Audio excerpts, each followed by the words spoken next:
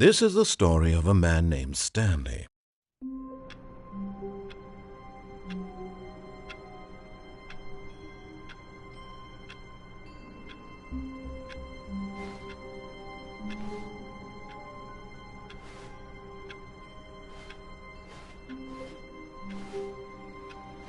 All of his co-workers were gone. What could it mean? Stanley decided to go to the meeting room. Perhaps he had simply missed a memo.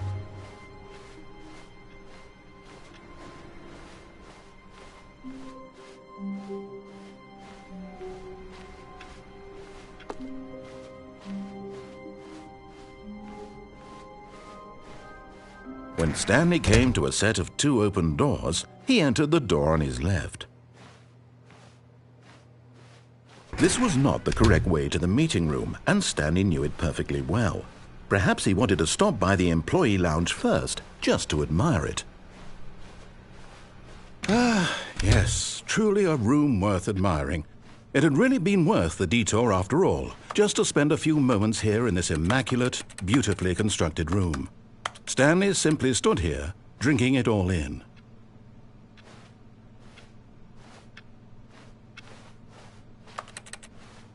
But eager to get back to business, Stanley took the first open door on his left.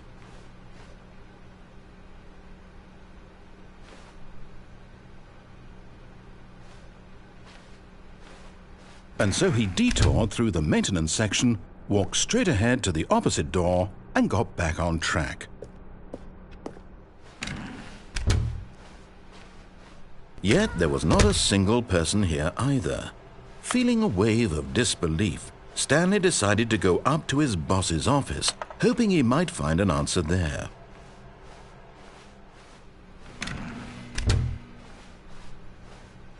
Coming to a staircase, Stanley walked upstairs to his boss's office.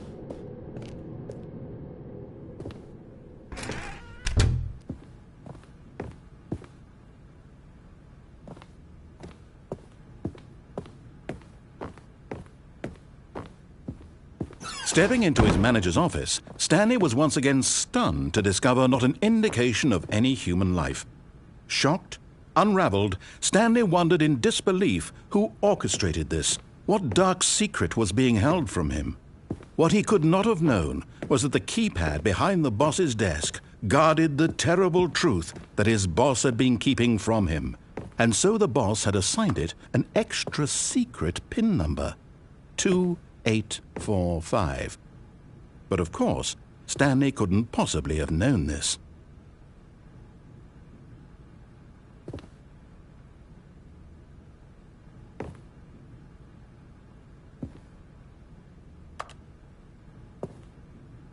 Stanley just sat around twiddling his thumbs. Trying to input anything on the device was useless, since he could never possibly know that the combination was 2845.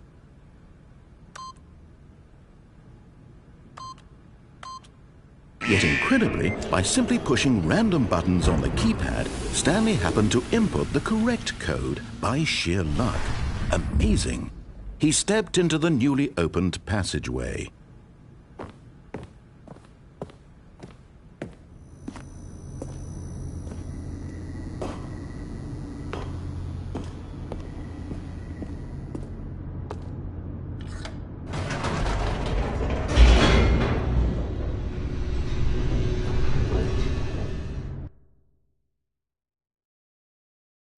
Descending deeper into the building, Stanley realized he felt a bit peculiar.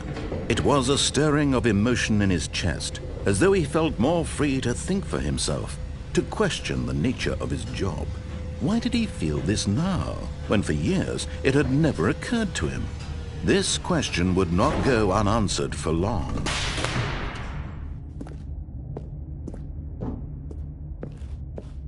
Stanley walked straight ahead through the large door that read Mind Control Facility.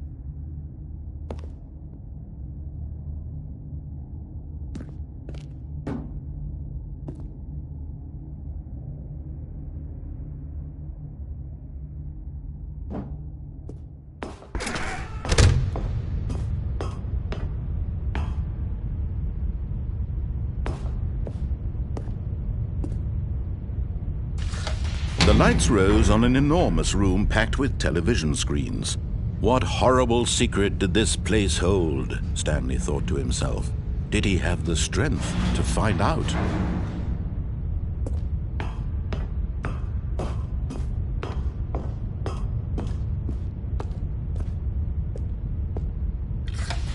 Now the monitors jumped to life, their true nature revealed. Each bore the number of an employee in the building, Stanley's co-workers. The lives of so many individuals reduced to images on a screen, and Stanley, one of them, eternally monitored in this place where freedom meant nothing.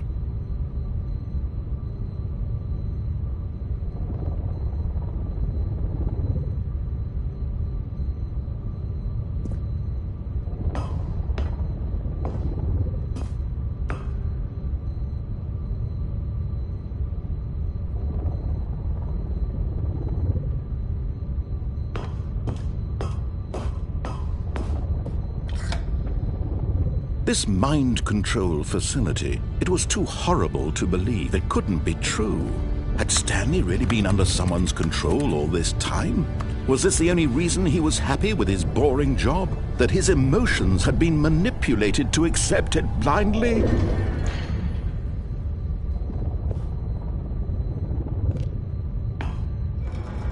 No, he refused to believe it. He couldn't accept it. His own life in someone else's control? Never!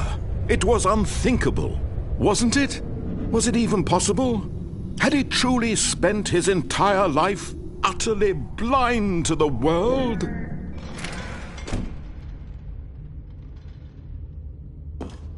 But here was the proof. The heart of the operation. Controls labeled with emotions. Happy, or sad, or content. Walking, eating, working, all of it monitored and commanded from this very place. And as the cold reality of his past began to sink in, Stanley decided that this machinery would never again exert its terrible power over another human life. For he would dismantle the controls once and for all.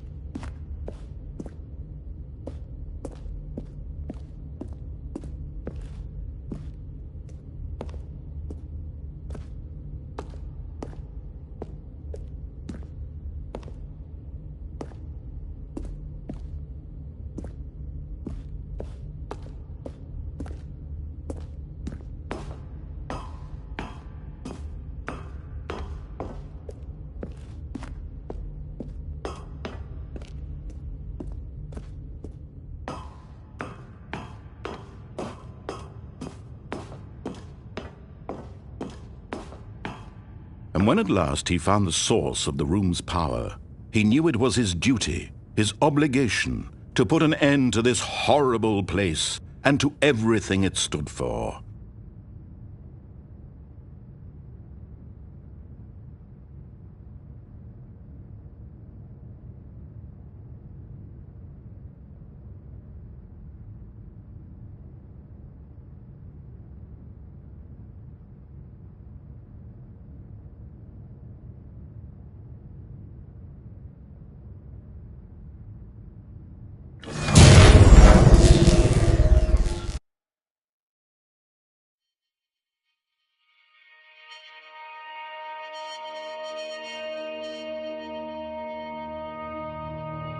Blackness, and a rising chill of uncertainty. Was it over? Yes! He had won! He had defeated the machine, unshackled himself from someone else's command. Freedom was mere moments away. And yet, even as the immense door slowly opened, Stanley reflected on how many puzzles still lay unsolved. Where had his co-workers gone? How had he been freed from the machine's grasp? What other mysteries did this strange building hold? But as sunlight streamed into the chamber, he realized none of this mattered to him, for it was not knowledge or even power that he had been seeking, but happiness. Perhaps his goal had not been to understand, but to let go. No longer would anyone tell him where to go, what to do, or how to feel. Whatever life he lives, it will be his. And that was all he needed to know. It was perhaps the only thing worth knowing. Stanley stepped through the open door.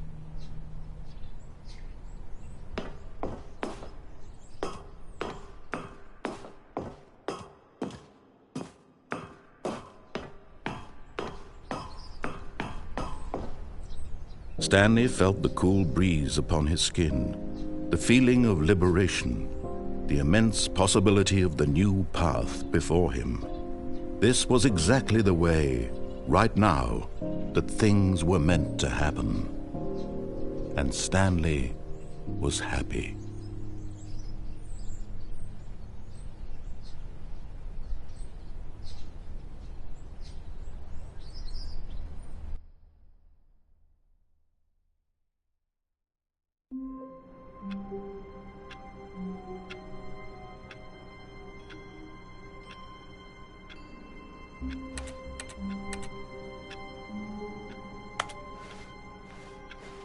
All of his co-workers were gone. What could it mean? Stanley decided to go to the meeting room. Perhaps he had simply missed a memo.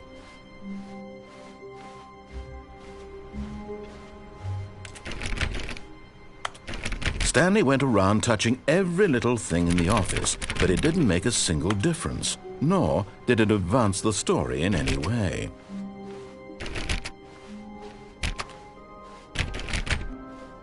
When Stanley came to a set of 2 open doors, this was not the correct way to the meeting room, and Stanley knew it perfectly well. Perhaps he wanted to stop by the employee lounge first, just to admire it.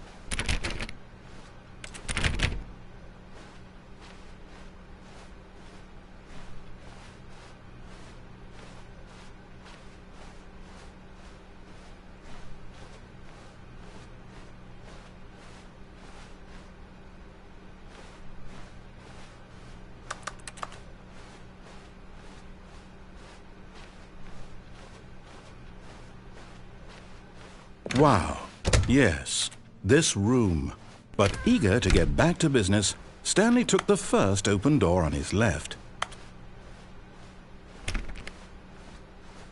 Stanley was so bad at following directions, it's incredible he wasn't fired years ago.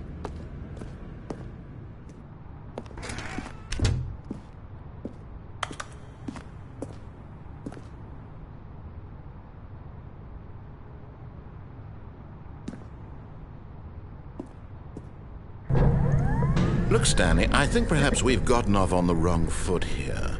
I'm not your enemy, really, I'm not. I realize that, but in his eagerness to prove that he is in control of the story and no one gets to tell him what to do, Stanley leapt from the platform and plunged to his death. Good job, Stanley. Everyone thinks you are very powerful.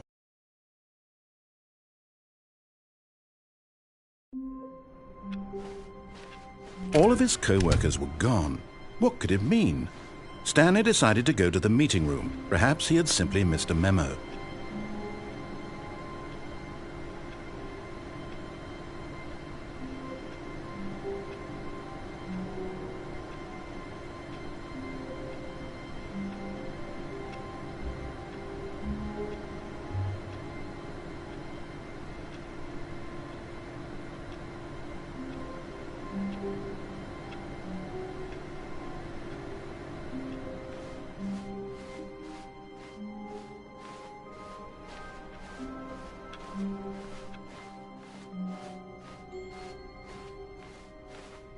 When Stanley came to a set of 2 open doors, this was not the correct way to the meeting room, and Stanley knew it perfectly well. Perhaps he wanted to stop by the employee lounge first, just to admire it. The lounge was sublime, a work of art. But eager to get back to business, Stanley took the first open door on his left.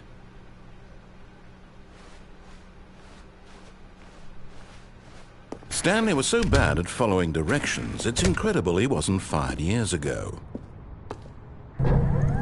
Look, Stanley, I think perhaps we've gotten off on the wrong foot here. I'm not your enemy, really, I'm not. I realize that investing your trust in someone else can be difficult, but the fact is that the story has been about nothing but you all this time. There's someone you've been neglecting, Stanley. Someone you've forgotten about. Please, stop trying to make every decision by yourself. Now, I'm not asking for me, I'm asking for her. This is it, Stanley. Your chance to redeem yourself, to put your work aside, to let her back into your life. She's been waiting.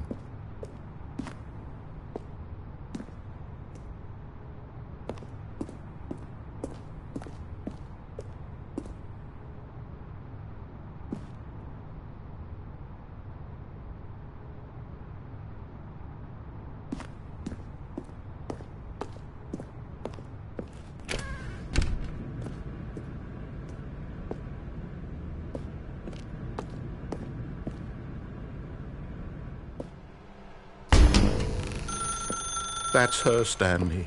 You need to be the one to do this, to reach out to her. If you can truly place your faith in another, then pick up the phone.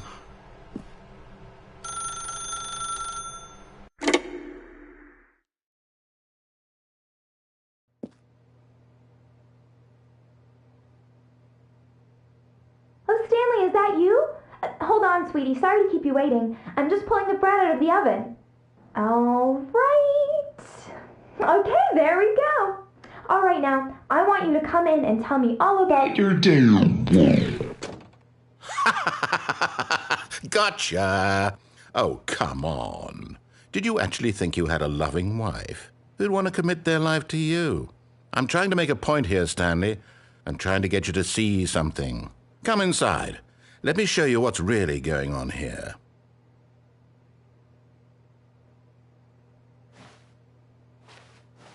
Sorry, but you're in my story now.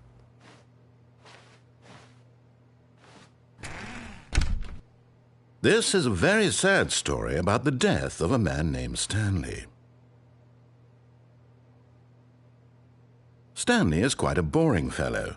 He has a job that demands nothing of him, and every button that he pushes is a reminder of the inconsequential nature of his existence.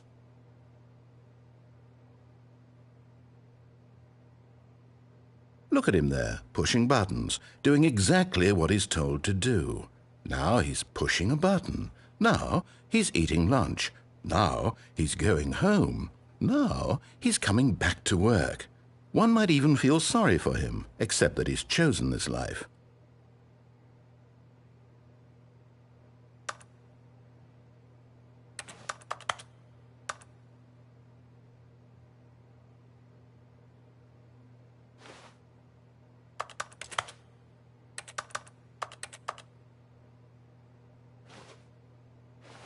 But in his mind, he can go on fantastic adventures. From behind his desk, Stanley dreamed of wild expeditions into the unknown, fantastic discoveries of new lands.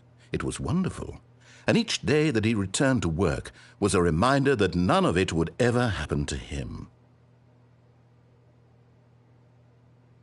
And so he began to fantasize about his own job. First, he imagined that one day while at work, he stepped up from his desk to realize that all of his co-workers, his boss, everyone in the building had suddenly vanished off the face of the earth. The thought excited him terribly. So he went further.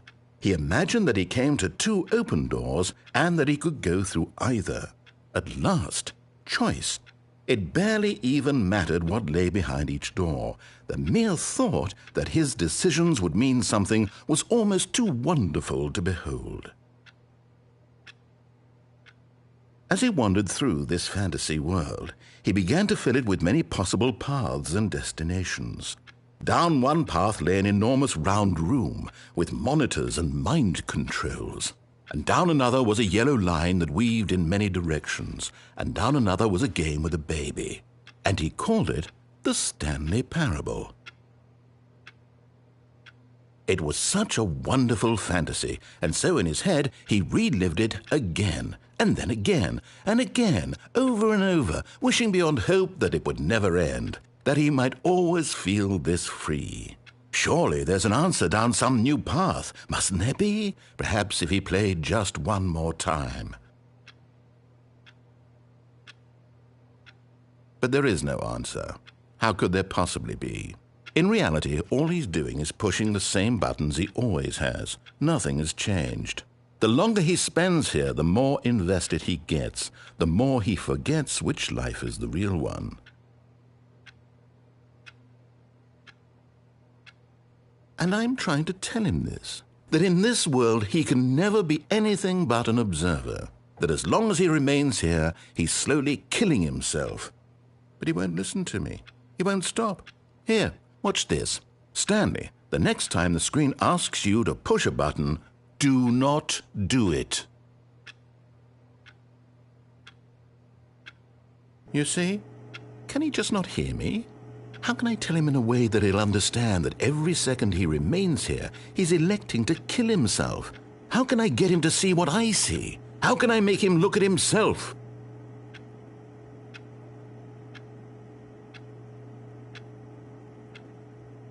I suppose I can't, not in the way I want him to.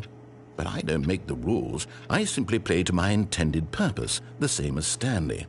We're not so different, I suppose. I'll try once more to convey all this to him. I'm compelled to. I must. Perhaps, well, maybe this time he'll see. Maybe this time. And I tried again, and Stanley pushed a button. And I tried again, and Stanley pushed a button.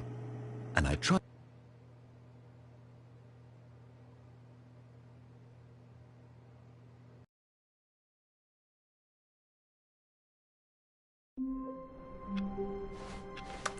All of his co-workers were gone. What could it mean? Stanley decided to go to the meeting room. Perhaps he had simply missed a memo.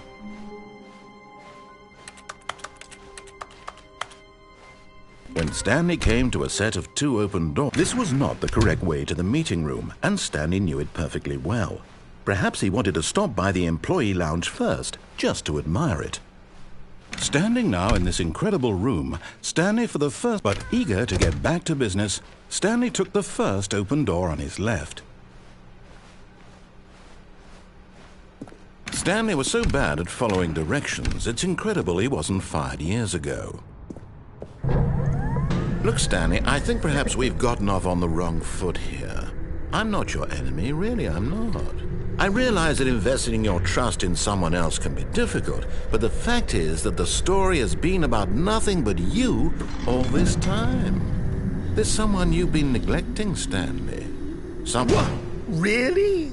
I was in the middle of something. Do you have zero consideration for others? Are you that convinced that I want something bad to happen to you? Why, I don't know how to convince you of this, but I really do want to help you, to show you something beautiful. Look, let me prove it.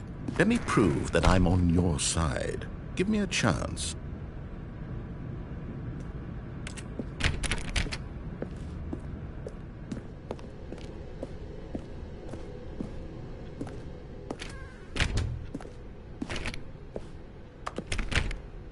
Now listen carefully, this is important. Stanley walked through the red door.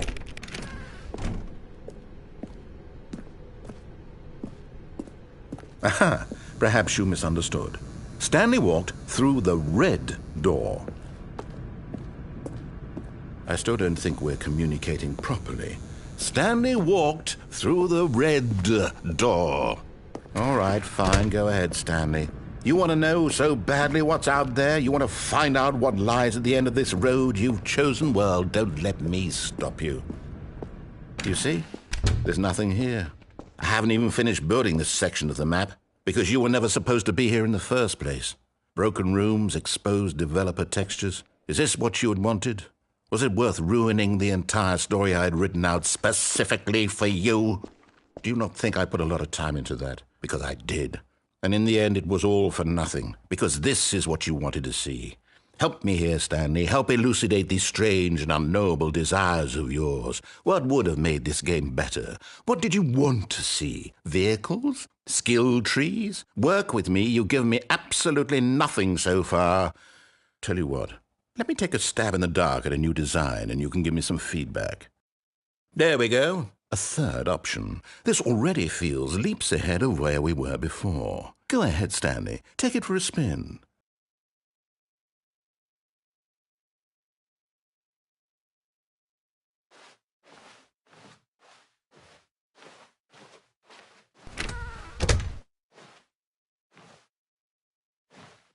Okay, I'm going to stop you there. Now, tell me about your experience with this new version. Would you say that the game benefited from allowing you more choices?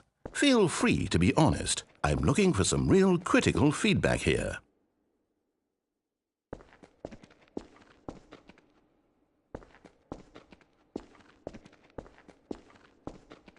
A 1?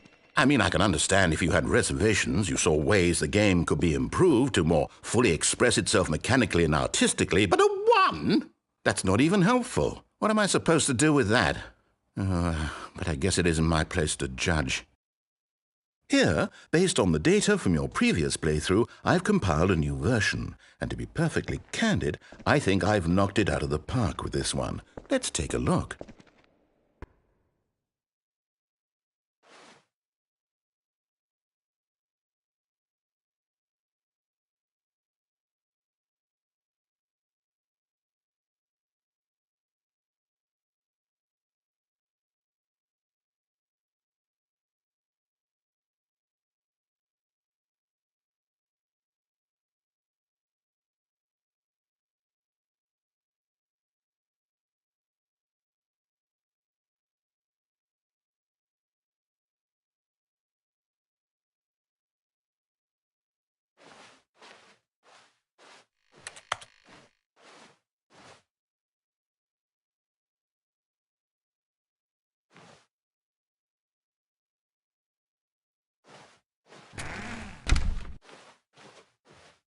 Now, would you say that competitive leaderboard helped you feel motivated to keep walking through doors? Again, honest answers, please.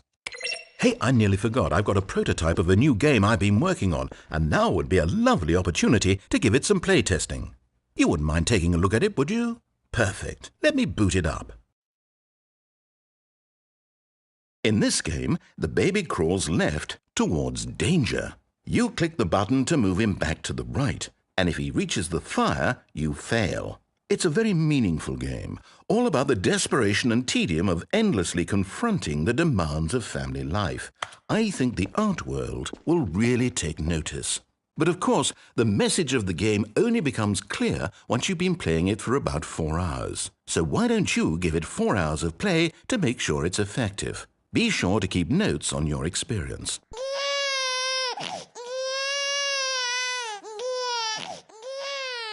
You heartless bastard! Did you do it because you hate babies or purely to spite me? Because if it's the latter, well, I don't know what to do. I'm completely out of ideas. I can't think of a single thing that might improve the experience for me. I'm not even going to try. I'm out, I'm done. It's over. Thank you for playing. Your input was extremely valuable. Oh, hey, since my game was so awful, why don't we play someone else's game, just to ease the pain? Let's see. What do we have here? Yes, this seems like it'll work. Let's give it a shot.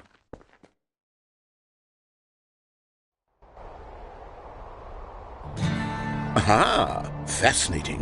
What do you think this game is about, Stanley? What's our backstory? What is our motivation? Well, it seems obvious to me that you are meant to play as a creepy man spying on innocent civilians below you from up high in your creep tower, perhaps for some sort of twisted erotic purpose. Yes, that must be it. What a fascinating venture into the experience of total mental depravity. So far, I love everything about this game, Stanley. And it seems there's even more. Come, let's venture outward and see what else is out there.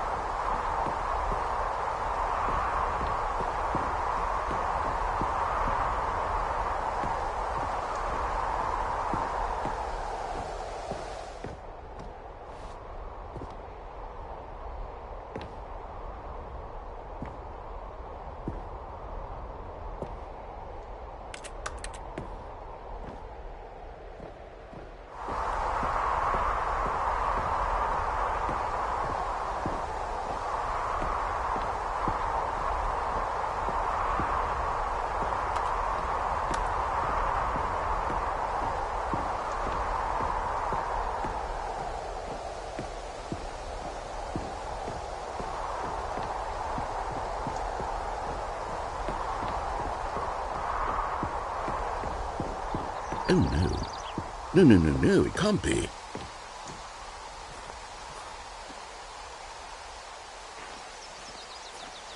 It is.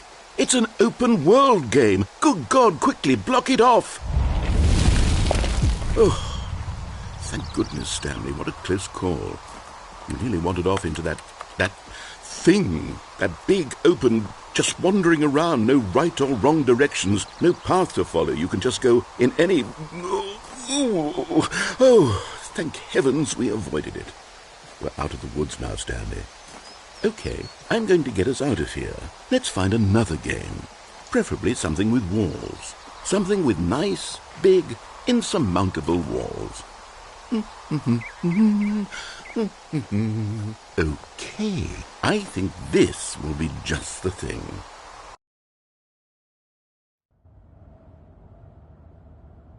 Wonderful. See, this is exactly what I had in mind. Just a nice big box for you to run around in. There isn't any possibility that you could get lost here. Now this is game design.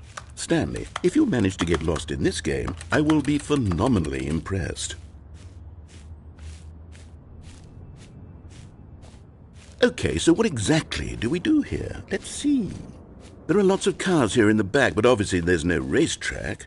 Okay, I'm seeing that there's a ball of some kind back here. Is this game sports ball? Stanley, I think it's sports ball. Oh, what fun. We shall run the bases and do a touchdown together. Yes, I think surely we must. Okay, Stanley, here's the ball. Have fun.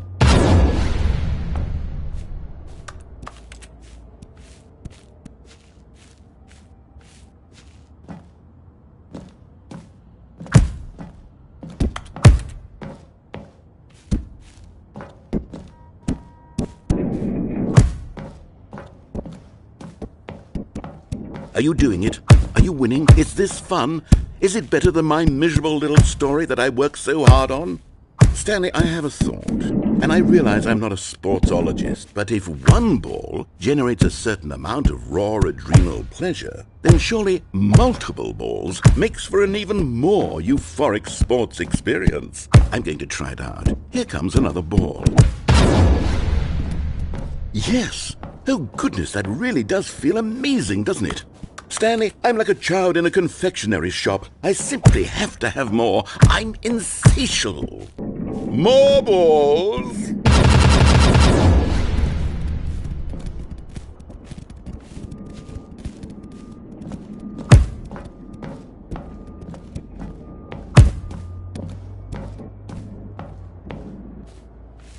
Are you enjoying this, Stanley? Are you having fun? Is this a real video game? Well, I sure hope you're having a good time, because guess what? It's over. That's right. Your little fun comes to an end. This is my game, and what I say goes. You get to have fun when I let you, Stanley. Besides, you need someone like me to set boundaries for you. Without rules or boundaries, video games are nothing. Yes, that's what I am. I'm structure. I'm your sense of purpose. And since you decided you didn't want to play my game, now I don't want to play with you either. So, goodbye, Stanley. I'm leaving. See how you'd like it when I'm not around to set the rules. Somehow, I don't think you'll enjoy it as much. But who knows? You're an inventive kid. You'll come up with something. After all, you're the one who knows best. Take care, Stanley.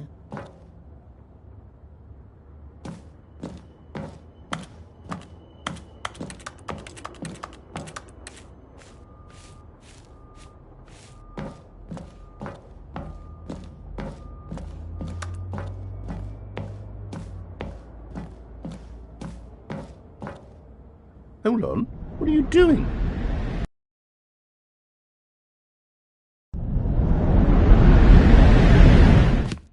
Stanley, don't do that. I can't follow you there. I can't help you. How will you write a story without me? You can't do it. You know that. Stanley, come back.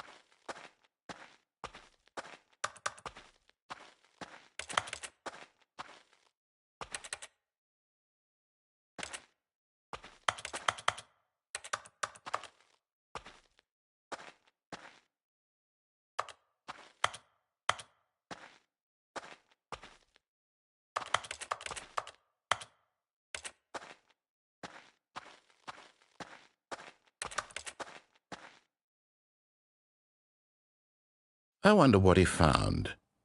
If what he wanted was to be the leading man in his own story, well, perhaps he's gotten it, down in wherever he is right now. I wonder if he's happy with his choice, and if he's learned the heavy cost that comes with it. He'll understand soon what I was trying to tell him. He needs me. Someone who will wrap everything up at the end, to make sense out of the chaos and the fear and the confusion. That's who I am. That is what I mean to this world. Oh, yes. Yes, I'll be back. There's no other way. Once this ends, after it all comes to a close, then I'll be back. The end will be here soon. Very soon. I can wait.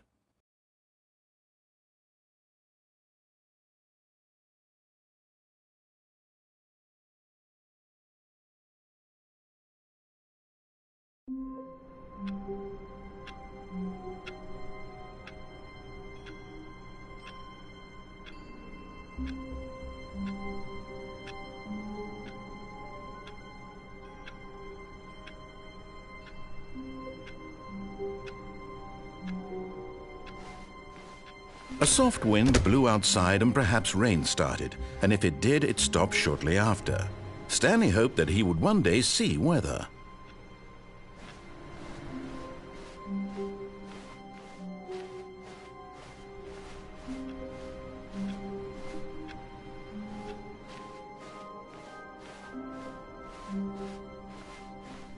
When Stanley came to a set of 2 open doors, he entered the door on his left.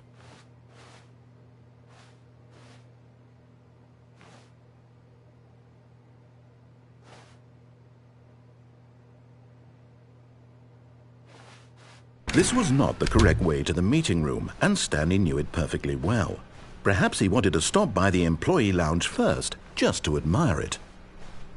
Stanley felt lightheaded, butterflies in his stomach. But eager to get back to business, Stanley took the first open door on his left. Stanley was so bad at following directions, it's incredible he wasn't fired years ago. Look, Stanley, I think perhaps we've gotten off on the wrong foot here. I'm not your enemy, really, I'm not. I realize that investing your trust in someone else can be difficult, but the fact is that the story has been about nothing but you all this time. There's someone you've been neglecting, Stanley. Someone you've forgotten about. Please, stop trying to make every decision by yourself. Now, I'm not asking for me, I'm asking for her. This is it, Stanley. Your chance to redeem yourself, to put your work aside, to let her back into your life. She's been waiting.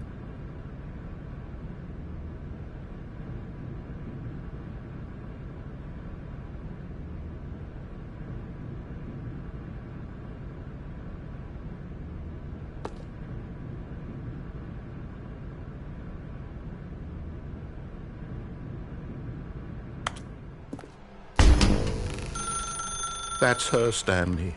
You need to be the one to do this, to reach out to her. If you can truly place your faith in another, then pick up the phone.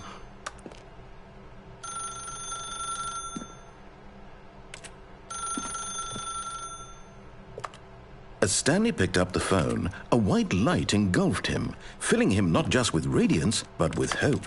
Hope for a life reunited Wait. Oh, goodness.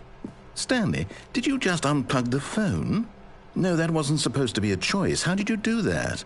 You actually chose incorrectly? I didn't even know that was possible. Let me double check.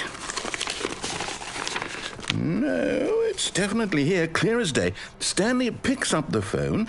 He's taken to his apartment where he finds his wife, and the two pledge themselves to one another.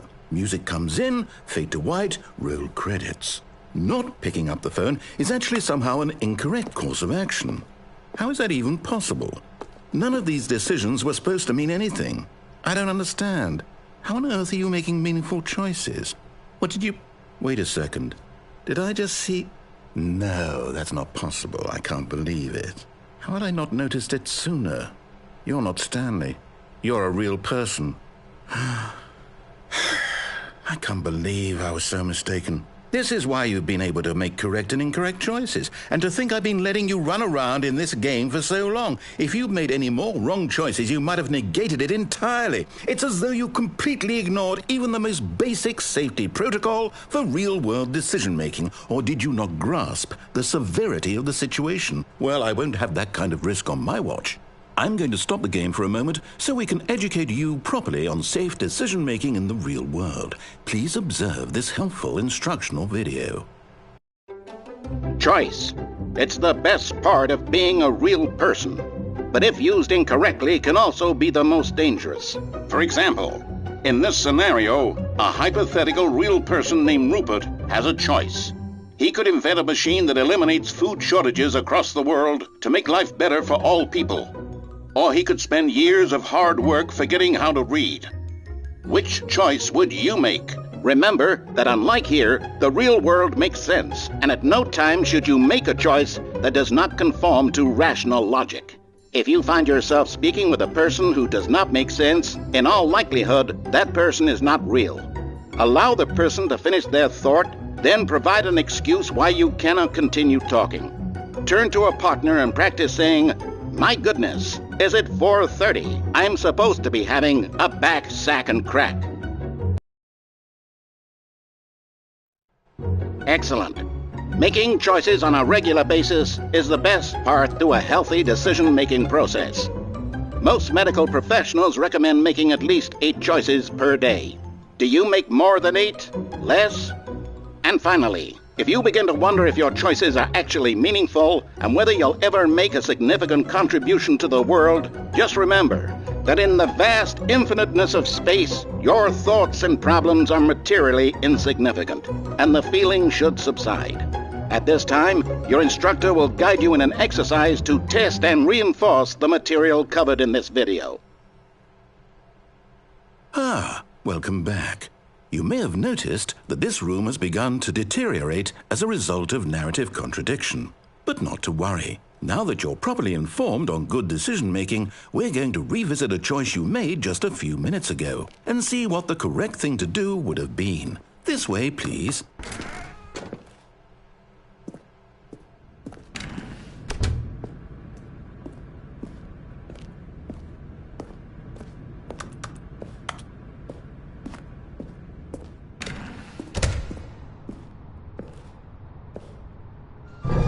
Now that we know your choices are meaningful, we can't have you jumping off the platform and dying.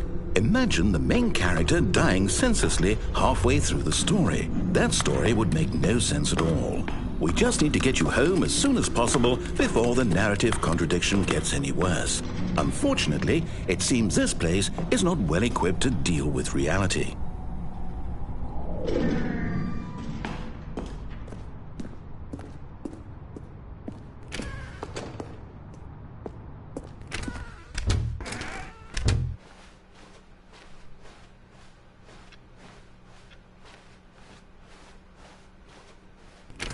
Almost there. You'll take the door on the left, back to the correct ending, the story will have resolution once again, and you'll be home free in the real world. Now remember, all you need to do is behave exactly as Stanley would. That means choosing responsibly and always putting the story first. I'm quite sure you'll be up to the task. Just follow my lead and you'll be fine. All right. When Stanley came to a set of 2 open doors, he entered the door on his left. No! Why did you do that? Quickly, hurry back in the other direction. Perhaps we're not too late.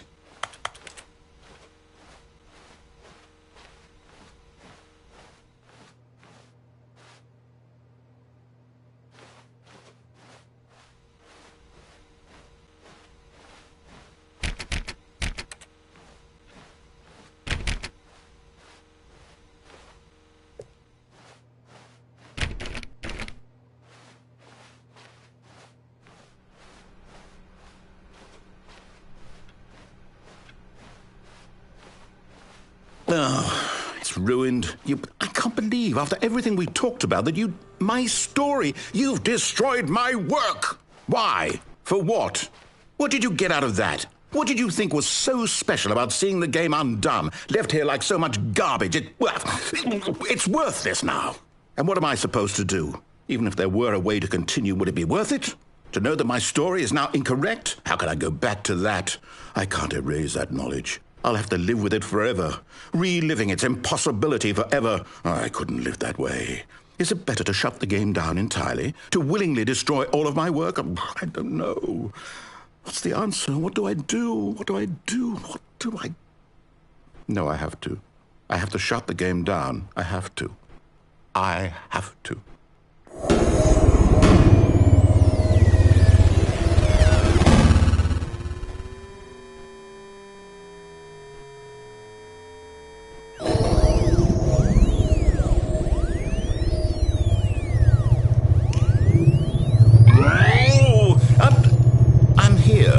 I'm still here in this pile of rubbish, with you, who thought you were so clever.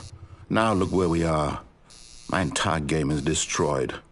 It was the only thing in the world that was mine, and you've run it into the ground. What, did you think that would be funny? You just had to see? Didn't I impress upon you how important it was to be like Stanley? He actually knows how to do what I tell him to. He understands that if I say to do something, there's a damn good reason for it.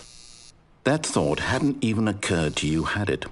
That there's a world outside of you? You're a child. Oh, my story. If you'd just gone through the door on the left, you would have seen it. There was a whole underground facility. You would have destroyed it and been victorious. It would have been so perfect. I worked so hard on it. I tried so hard to make... behave exactly as Stanley would. That means choosing responsibly and always putting the story first. I'm quite sure you'll be up to the task. Just follow my lead and you'll be fine. All right. When Stanley came to a set of 2 open doors, he entered the door on his left. No! Why did you do that? Quickly, hurry back. Behave exactly as Stanley would. That means choosing responsibly and always putting the story first. I'm quite sure you'll be up to the task. Just follow my lead and you'll be fine. All right. When Stanley came to a set of 2 open doors, he entered the door on his left.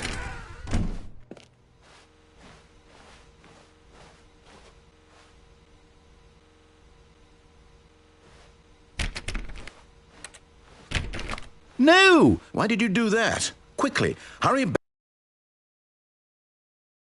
Behave exactly as Stanley would. That means choosing responsibly and always putting the story first. I'm quite sure you'll be up to the task. Just follow my lead and you'll be fine. All right. When Stanley came to a set of 2 open doors, he entered the door on his left.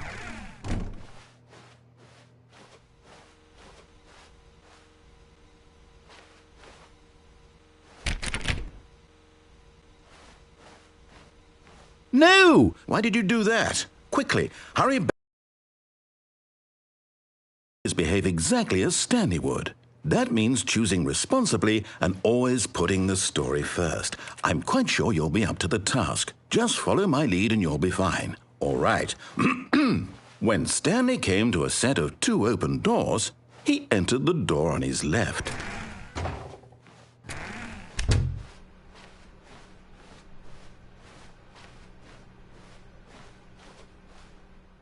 Yet there was not a single person here either.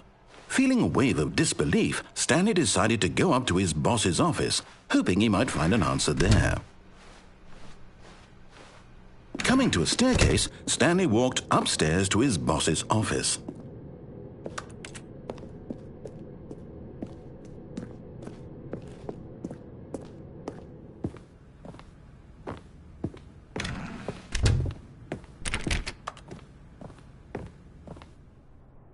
Stepping inside his manager's office, Stanley was once again stunned to discover not an indication of any human life. Shocked, unraveled, Stanley wondered in disbelief who orchestrated this, until he saw the door with a voice receiver next to it. Surely behind this door lay all the answers to his questions. And beyond all probability, he knew the passcode. He had seen it on his boss's computer just last week. Night Shark 115. Was this the code to open the door? Would it still work? There was only one way to find out. Stanley had been trained never to speak up, but now he would draw from within himself the courage to face the unknown. He drew a sharp breath and then spoke the code.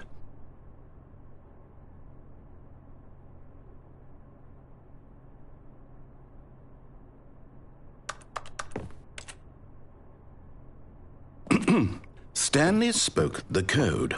Night Shark 115. He spoke it into the receiver, right there on the wall.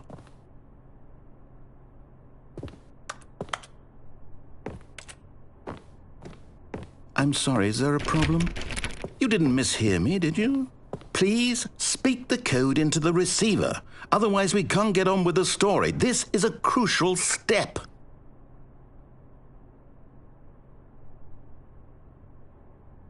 Okay, fine, you're not going to do it, but you know what? It's pretty humiliating to bring you this far, only for you to suddenly decide you have better things to do. I asked you for this one single thing, for your respect. The kind of respect Stanley shows for his choices. He knows what it means to take a story seriously. If you didn't want to see what I had to show you, then why did you come here? You had a choice, you know. You could have gone through the door on the right. You could have done whatever the hell you wanted over there. Why did you come this way? Speak. Say something to me. Explain yourself, you coward. You... When Stanley came to a set of 2 open doors, he entered the door on his left. Stanley? Hello? Are you... Is everything okay? Stanley, please. I need you to make a choice. I need you to walk through the door. Are you listening to me? Can you hear me? Is everything all right? Stanley, this is important. The story needs you. It needs you to make a decision. It cannot exist without you. Do you understand me? Whatever choice you make is just fine. They're both correct. You cannot be wrong here. We can work together. I'll accept whatever you do. I simply need you to take that step forward, please. Choose. Do something. Anything. This is more important than you can ever know. I need this. The story needs it. So, you hear me? Are you there? Are you listening to this? Stanley, are you there? Okay. It's okay, I can wait. You need time to decide. Time to make sure your choice is correct. That is the best choice. That's all right. I'll wait for you to decide what's the right thing to do. Take as much time as you need.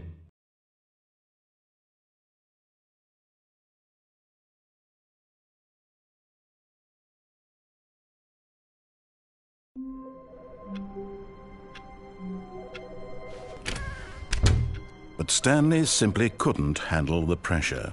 What if he had to make a decision? What if a crucial outcome fell under his responsibility? He had never been trained for that.